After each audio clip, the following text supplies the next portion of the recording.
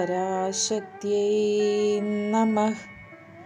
ശ്രീ ലളിത സഹസ്രനാമ സ്തോത്രം. ആദിപരാശക്തിയുടെ കേശാദിപാത വർണ്ണന. 110 ശ്ലോകം. 534 നാമപദം. സർവോദന പ്രീത ചിത്ത.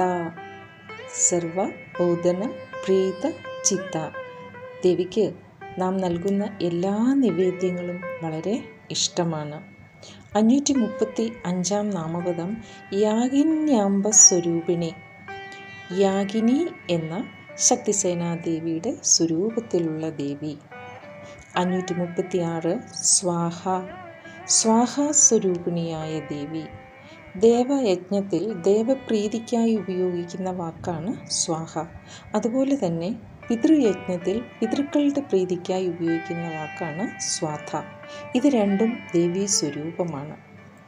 537 സ്വാധ. സ്വാധാസ്വരൂപിണിയായ ദേവി. 538 അമതി, അതായത് അവിദ്യാസ്വരൂപിണിയായ ദേവി. മായാശക്തിയാണ് അവിദ്യ. ആ അവിദ്യയുടെയും സ്വരൂപിണിയാണ് ദേവി. 539 മേധ. മേധാസ്വരൂപിണിയാണ് ദേവി. പ്രപഞ്ചത്തിലും മനുഷ്യനിലും എല്ലാം ഉള്ളിലുള്ള വിജ്ഞാന ശക്തിയാണ് മേധ. ഈ എല്ലാ ജീവികളിലും ബുദ്ധിരൂപത്തിൽ ദേവി സ്ഥിതി ചെയ്യുന്നുമുണ്ട്. 540 ശ്രുതി. ദേവി ശ്രുതിസ്വരൂപിണിയാണ്. ശ്രുതി എന്നും സ്മൃതി എന്നുമാണ് ഹൈന്ദവ മഹത് ഗ്രന്ഥങ്ങളുടെ 2 വിഭാഗങ്ങൾ. ഇതിൽ ശ്രുതി എന്ന് പറഞ്ഞാൽ വേദങ്ങൾ, ഉപനിഷത്ത്, ബ്രാഹ്മണങ്ങൾ, ആരണ്യകം ഇവയൊക്കെ ശ്രുതിയാണ്. എന്ന് പറയുമ്പോൾ ദൈവീയമായ വാക്കുകൾ ഋഷിമാരിൽ നിന്നും പുറപ്പെട്ട് നമ്മളിലേക്ക് എത്തുന്നതാണ് ശ്രുതി. 541 നാമപദം സ്മൃതി. ദേവി സ്മൃതിസ്വരൂപത്തിലും സ്ഥിതി ചെയ്യുന്നു. സ്മൃതി എന്ന് പറയുന്ന ഗ്രന്ഥങ്ങൾ വീണ്ടും പറയപ്പെടുന്നവയാണ്. ഇതിഹാസങ്ങളും മനുസ്മൃതി പോലെയുള്ള ഗ്രന്ഥങ്ങളൊക്കെ സ്മൃതി എന്ന വിഭാഗത്തിലാണ് പെടുക. 542 അനുത്തമ. ദേവി അത്യുത്തമയാണ്. 543 പുണ്യകീർത്തി. പുണ്യകീർത്തിയാണ് ദേവി. 544 പുണ്യലഭ്യ. പുണ്യം കൊണ്ട് മാത്രമേ ദേവി ദർശനം സാമീപ്യം നമുക്ക് സാധ്യമാകൂ. മുജ്ജന്മ സുഹൃത ഫലമായി ദേവിയിൽ നമുക്ക് ഭക്തി ഉണ്ടാവൂ. 545 പുണ്യശ്രവണ കീർത്തന. പുണ്യമായ കീർത്തനം അഥവാ ദേവിയുടെ ചരിത്രം കേൾക്കുന്നതും ഗുണങ്ങൾ കീർത്തിക്കുന്നതുമൊക്കെ ഏറെ പുണ്യകരമായിട്ടുള്ളതാണ്. 546 പുലോമജാർച്ചിത, അതായത് ഇന്ദ്രാണിയാൽ പൂജിക്കപ്പെടുന്ന ദേവി. ഇന്ദ്രാണി എന്ന് പറയുമ്പോൾ ബ്രഹ്മഹത്യ, പാപം ഭയന്ന് ഇന്ദ്രൻ ഒരു താമരത്തണ്ടിൽ ഒളിച്ചിരുന്നു എന്നും അപ്പോൾ നഹുഷൻ ഇന്ദ്രനായി ദേവലോകം ഭരിക്കുകയും ചെയ്തിരുന്നു. ഇന്ദ്രാണി ദേവി പൂജ ചെയ്താണ് പിന്നീട് ഭർത്താവിൻ്റെ സ്ഥാനം തിരിച്ചെടുത്തത് എന്നും ദേവി ഭാഗവതത്തിൽ പറയുന്നുണ്ട്. 547 ബന്ധമോചിനി. ബന്ധങ്ങളിൽ നിന്നും മോചിപ്പിക്കുന്ന ദേവി. ഈ സംസാര ബന്ധത്തിൽ നിന്നും, ഈ സംസാരമാകുന്ന മായയിൽ നിന്നും ഒക്കെ ഭക്തരെ മോചിപ്പിക്കുന്ന ദേവിയാണ്. 548 ബർബരാളക. ബർബരം എന്ന് പറഞ്ഞാൽ കാറ്റിലിങ്ങനെ പാറിക്കളിക്കുന്ന കുറുനിരകളോട് കൂടിയ തലമുടിയാണ് ദേവിയുടെ. അങ്ങനെയുള്ള ദേവി. 549 വിമർശരൂപിണി. ദേവി വിമർശരൂപിണിയാണ്. അതായത് ബ്രഹ്മത്തിൽ ലയിച്ചു കിടക്കുന്ന സ്പന്ദന ശക്തിയാണ് വിമർശം. അത് ഈ ചരാചരമായ ഈ ലോകത്തെ സൃഷ്ടിക്കുകയും സംഹരിക്കുകയും ചെയ്യുന്നുണ്ട്. വിമർശം എന്നാൽ വാക്ക് എന്നും അർത്ഥമുണ്ട്. 550 വിദ്യ. വിദ്യാസ്വരൂപിണിയാണ് ദേവി. 551 വിയതാദി ജഗത് പ്രസൂ. വിയതം ആകാശം തുടങ്ങിയ പ്രപഞ്ചത്തെ എല്ലാം സൃഷ്ടിക്കുന്ന ദേവിയാണ്. ആത്മാവിൽ നിന്നാണ് ആകാശവും അതിൽ നിന്നാണ് പഞ്ചഭൂതങ്ങളിൽപ്പെട്ട മറ്റെല്ലാം സൃഷ്ടിക്കപ്പെടുന്നത് എന്ന് ഉപനിഷത്തിൽ പറയുന്നുണ്ട്. 552 സർവവ്യാധി പ്രശമനി. എല്ലാ വ്യാധികളെയും എല്ലാ രോഗങ്ങളെയും നശിപ്പിക്കുന്ന ദേവി. 553 സർവമൃത്യു നിവാരിണി. എല്ലാവിധ മരണങ്ങളെയും അകറ്റുന്ന ദേവി. ആത്മജ്ഞാനി എപ്പോഴും മൃത്യുവിനെ അതിജീവിക്കുകയും ചെയ്യുന്നു. 554 അഗ്രഗണ്യയാണ് ദേവി. ഈ ജഗത്തിൻ്റെ ആദിക്ക് തുടക്കത്തിന് കാരണമായ പരാശക്തിയാണ് ദേവി. 555 അചിന്ത്യരൂപ. രൂപം സങ്കല്പിക്കാനാവില്ല നമുക്ക് ദേവിയുടേത്. ദേവിയുടെ ആ രൂപം എന്ന് പറയുന്നത് അചിന്ത്യമാണ്, കാരണം ഗുണബന്ധമില്ല. പിന്നെ ഭക്ത അനുഗ്രഹത്തിനായി, ഭക്തർക്ക് മനസ്സിലാവുന്നതിനായി ദേവി സഗുണ സാകാര രൂപം കൈക്കൊള്ളുകയാണ് ചെയ്യുന്നത്. 556 കലികന്മഷനാശന. ഈ കലിയുഗത്തിലെ എല്ലാ പാപങ്ങളെയും അകറ്റുന്ന ദേവിയാണ്. കലികാലത്താണ് അധർമ്മവും പാപവൃത്തിയുമൊക്കെ വർദ്ധിക്കുന്നത്. അപ്പോൾ അതിനൊക്കെ പരിഹാരം ദേവീസ്തുതിയും നാമജപവും പൂജയും ധ്യാനവും സത്കർമ്മങ്ങളും ഒക്കെ തന്നെയാണ്. 557 കാർത്യായനി. ദേവി കാർത്യായനി രൂപിയാണ്. എല്ലാ ദേവന്മാരുടെയും തേജസ് ഒന്നായിത്തീരുന്നതാണ് കാർത്യായനി ദേവി. അപ്പോൾ ഈ കാർത്യായനി പൂജ എന്ന് പറയുന്നത് ഏറ്റവും പ്രധാനപ്പെട്ട ഒന്നാണ്. 558 കാലഹന്ത്രി. കാലസംഹാരിണിയാണ് ദേവി. ദുഷ്കാലത്തെയും മരണത്തെയും ഒക്കെ നശിപ്പിക്കുന്ന ദേവിയാണ്. 559 കമലാക്ഷ നിക്ഷേപിത. കമലാക്ഷൻ വിഷ്ണു. ആ വിഷ്ണുവിനാൽ സേവിക്കപ്പെടുന്ന ദേവി. 560 താംബൂല പൂരിതമുഖി. താംബൂലം, വെറ്റില നിറഞ്ഞ ആ മുഖം വായോട് കൂടിയ ദേവി. 561 ദാടുമീ കുസുമപ്രഭ. ദാടുമീ കുസുമം, മാതളപ്പൂവിൻ്റെ കാന്തിയുള്ള ദേവി. കായ ഇല്ലാതെ പൂക്കൾ മാത്രമുണ്ടാകുന്ന ഒരു തരം മാതളത്തിനെയാണ് ദാഡിമം എന്ന് പറയുക. 562 മൃഗാക്ഷി. മാൻപേടയുടെ പോലെ മനോഹരമായ കണ്ണുകളുള്ള ദേവി.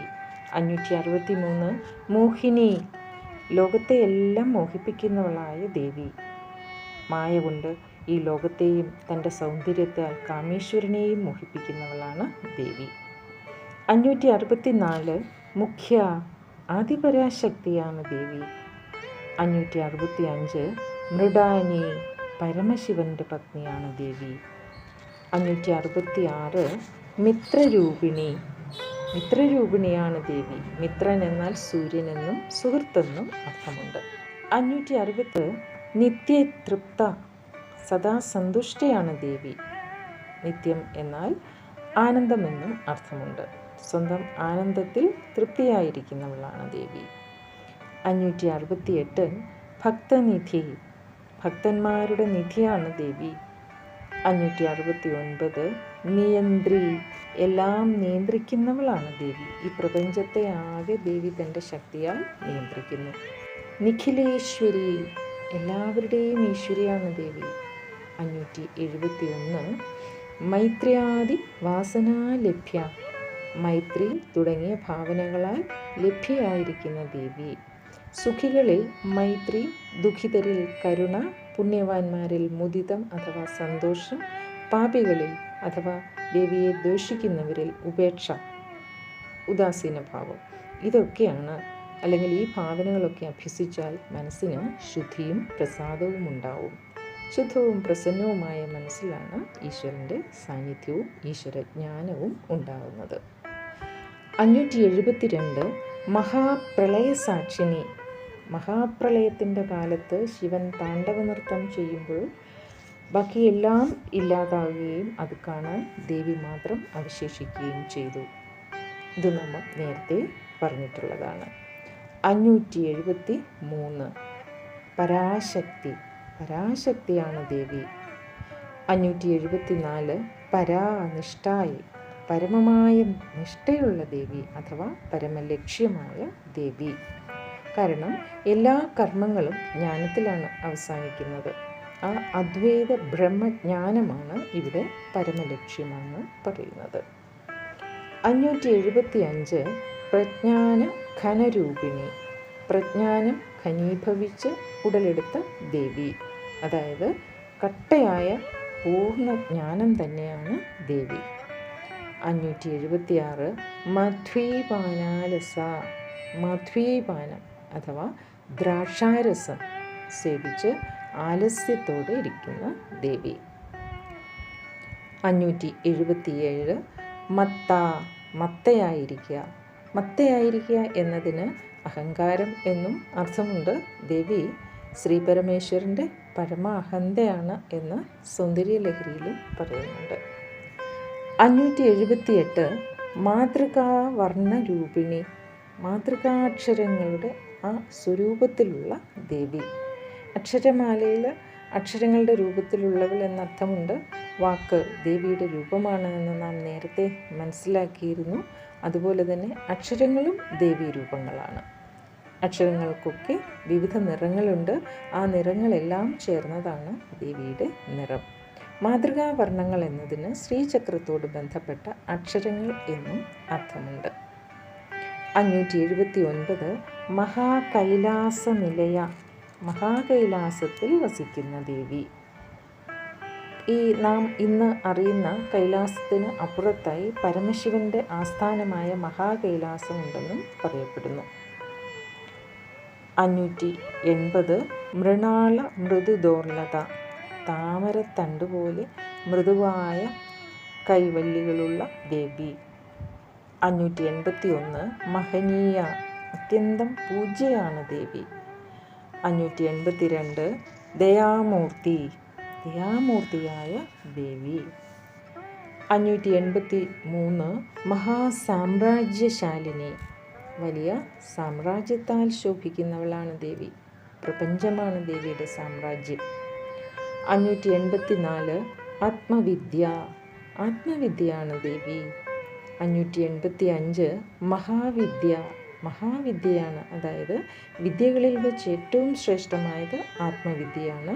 ആ ആത്മവിദ്യയാണ്, ആ മഹാവിദ്യയാണ് ദേവി. 586 ശ്രീവിദ്യ, ശ്രീവിദ്യയാണ്. ശ്രീവിദ്യ എന്നാൽ പഞ്ചദശാക്ഷരി മന്ത്രമാണ് എന്ന് നാം നേരത്തെ മനസ്സിലാക്കിയിരുന്നു. 587 കാമസേവിത, കാമദേവനാൽ സേവിക്കപ്പെടുന്ന ദേവി. 588 ശ്രീ ഷോഡശാക്ഷരി വിദ്യ, ശ്രീ ഷോഡശാക്ഷരി വിദ്യ. ഷോഡശാക്ഷരി വിദ്യ എന്നാൽ പഞ്ചദശാക്ഷരി മന്ത്രത്തിൽ ഒരക്ഷരം കൂടെ ചേരുമ്പോഴാണ് 16 അക്ഷരമുള്ള ഈ ശ്രീ ഷോഡശാക്ഷരി മന്ത്രം ഉണ്ടാവുക. 589 ത്രികുട, 3 കുടങ്ങളോടുകൂടിയ ദേവി. അതായത് ദേവി സ്വരൂപം വാഗ്ഭവകൂടം, കാമരാജകൂടം, ശക്തികൂടം എന്നിങ്ങനെ 3ആയി വിഭജിച്ചിരിക്കുന്നത് നാം നേരത്തെ മനസ്സിലാക്കിയിട്ടുള്ളതാണ്. 590 കാമകോടിക, കാമകോടിയായ ദേവി. കാമകോടി എന്നാൽ കാമൻ്റെ അഥവാ പരമശിവൻ്റെ സാരതത്വം എന്നാണ് അർത്ഥം. 591 കടാക്ഷ കിങ്കരീഭൂത കമലാകോടി സേവിത, കടാക്ഷ കിങ്കരി ഭൂത കമല കോടി. അതായത് ദേവിയുടെ കടാക്ഷം കൊണ്ട് മാത്രം കിങ്കരരായി തീർന്ന, ദാസികളായി തീർന്ന അനേകം കോടി ലക്ഷ്മി ദേവകളാൽ എന്നും സേവിക്കപ്പെടുന്നവളാണ് ദേവി. ആ ദേവിയുടെ കടാക്ഷം ലഭിച്ചാൽ ലക്ഷ്മി ദേവിയുടെ കൃപയും നമുക്ക് ലഭിക്കും. 592 ശിരസ്ഥിത, ശിരസിൽ ഉള്ള സഹസ്രാരപത്മത്തിൽ സ്ഥിതി ചെയ്യുന്ന ദേവി. 593 ചന്ദ്രനിഭ, ചന്ദ്രപ്രഭയോടുകൂടി നിലകൊള്ളുന്ന ദേവി. 594 ഫാലസ്ഥ, നെറ്റിത്തടം, ഫാലപ്രദേശം എന്നാൽ നെറ്റിത്തടം. ആ നെറ്റിത്തടത്തിൽ സ്ഥിതി ചെയ്യുന്ന ദേവി. ഹ്രീംകാരത്തിൻ്റെ ബിന്ദുവായി ദേവി നെറ്റിത്തടത്തിലാണ് വാഴുന്നത്. 595 ഇന്ദ്രധനുപ്രഭ, ദേവിക്ക് ഇന്ദ്രധനുസിൻ്റെ ശോഭയാണുള്ളത്. ഇങ്ങനെ ദേവീ സ്തുതികളാൽ ദേവിയുടെ അപാരമായ ചൈതന്യം നമുക്ക് മുൻപിൽ വെളിവായിക്കൊണ്ടിരിക്കുന്നു.